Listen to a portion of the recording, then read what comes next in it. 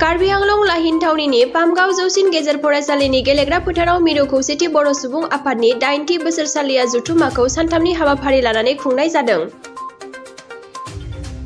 बे हाबाफारिया 25 निफ्राय जागायनानै 27 फेब्रुवारिसिम जानानै थाङो।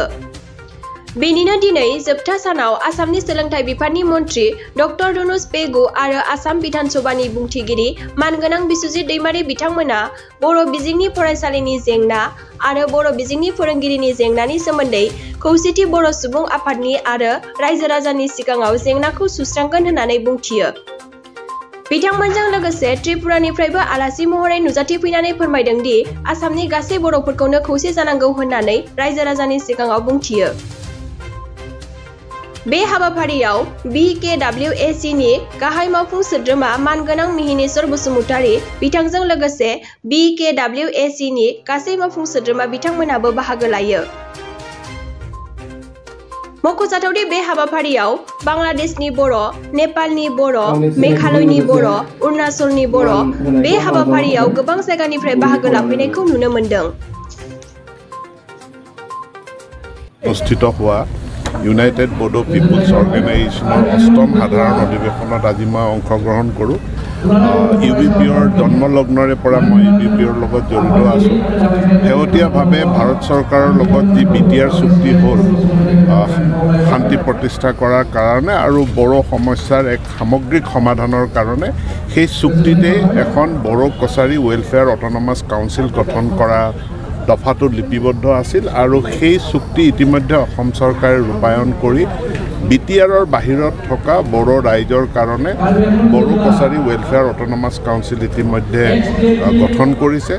চৰকাৰে যোৱা বিত্তীয় বৰ্ষটোত প্ৰায় 13.5 কোটি টকা পৰিষদখনলৈ আবণ্টন দিছিল। পৰিষদখন যিহেতু যথেষ্ট ডাঙৰ, প্ৰায় অসমৰ BTRৰ বাহিৰত থকা 28খন জিলা সামৰি লৈ, গতিকে এই পৰিষদখনক অনাগত দিনত আমি শক্তিশালী কৰাৰ কাৰণে চৰকাৰৰ ফালৰ পৰা সকলো ধৰণৰ প্ৰয়াস থাকিব আৰু সুন্দৰ এখন অধিৱেশন হৈছে। মই তেখেতসকলক ধন্যবাদ।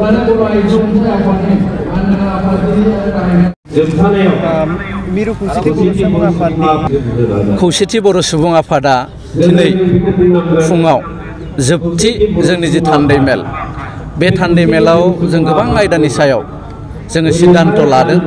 जिहेतु जों दाख्लै गिबि जाजेननायनिफ्रायनो 25निफ्रायनो 25, 26 आरो 27 सानथामाव जोङो मोनथाम जों जि थान्दै मेल जुथुमनाय, बे थान्दै मेलाव बिभिन्न समस्यानि सायाव जों सावरायदों।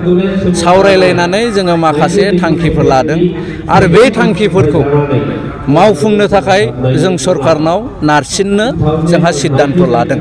बेफोरनि मादाव सोलोंथाइनि आयदानि सायाव बुङोबा 1 नम्बरावनो जोंनो एकर्डआव होखानाय 6.3 जि दङ प्रभिन्सियेलाइज खालामनाय बर' बिजोंनि फरायसालिफोरखौ, बेनि सायाव नोजोर होनानै जों गोबां सावरायदों।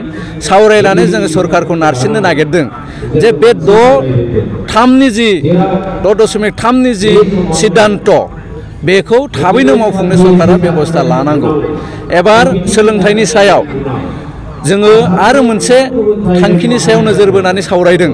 बे जाहैबाय बर' बिजोंनि फरायसालिफ्राव जिहेतु पस्टफ्रा बर' बिजों होननानै रिजार्भ थाया, जायनि जाहोनाव बबेबा फरायसालिनि फोरोंगिरि गैया जायोबा बेयाव सुफुंनायाव गुबुन गुबुन जायगानि मानसिफोरखौ रस्टारनि नामाव दहाय होनानै, आसामनि रस्टारनि नामाव दहाय होनानै गुबुन गुबुनारिफोरखौ साख्रियाव थिसनो।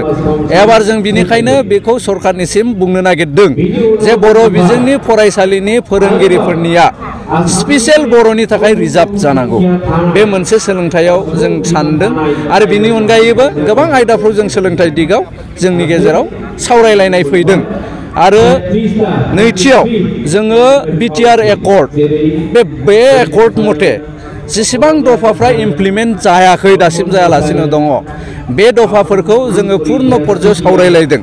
सावरायलायनायनि गेजेरजों मोनसे बाथ्राखौ जों जोंनिफ्राय बुंनो नागिरदों बे बर' कसारि वेलफेयार अट'नमास काउन्सिलखौ सरकारा जोंनो दानानै होबाय इन्ट्रिम मोनसे काउन्सिल सोलिनानै दङ खिन्थु बे काउन्सिलनोबो दासिमबो थांनाय बाजेटआव हमनाय 13.3 कोटि रां बे रांखौ सरकारा दिहुननानै होआखै बेखौ थाबैनो दिहुननानै होनांगौ होननानै जों सरकारखौ नारसिननो नागिरदों बिनि अनगायै जिहेतु जोंना काउन्सिला गोबां गिदिर बेनिखायनो 13.3 कोटिल' फैसाया जोंनि थाखाय थोजासे नङा बेनिखायनो बे रां बावजाखौ फैगोन जि सरकारा जानो गोनां जथुम्मा आसाम सरकारनि